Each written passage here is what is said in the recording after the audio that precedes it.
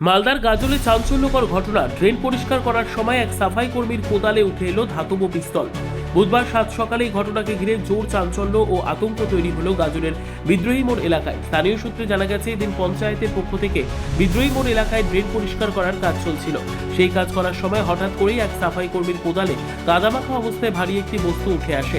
বস্তুটি উপরে তুলতে দেখা যায় তা ধাতব পিস্তল। তবে আসল পিস্তল নাকি এয়ারগান তা নিয়ে স্থানীয়দের মধ্যে জল্পনা কল্পনা শুরু হয়। তাই স্থানীয়রা সঙ্গে সঙ্গে খবর দেন গাজল থানায়। খবর পেয়ে গাজল থানার পুলিশ ঘটনাস্থলে ছুটে গিয়ে ধাতব পিস্তলটিকে উদ্ধার করে নিয়ে যায় এবং পিস্তলটি আসল আগ্নেয়াস্ত্র নাকি এয়ারগান তা খতিয়ে দেখতে তদন্ত শুরু করে বলে জানা গেছে।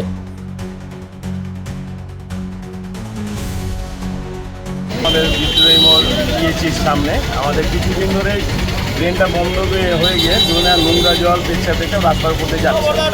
পাড়া প্রতিবেশী সবাই অবজেকশন করছে। তা আমি আবার উপপ্রধানকে বলে রাজ কমিটি থেকে করে আমাকে রাজ কমিটিতে ফোন করলো যে রানার লেবার আসছে, কাজটা করিয়ে নি। আমি যথারীতি কাজটা করাচ্ছি দাঁড়িয়ে থেকে, তো হঠাৎ আমাদের লেবারটা বলছে, দাদা কেমন যেন একটা লাগছে, টং টং করে আওয়াজ হচ্ছে। আমার কী আছে, ওই কী যেন কী আছে দেখো।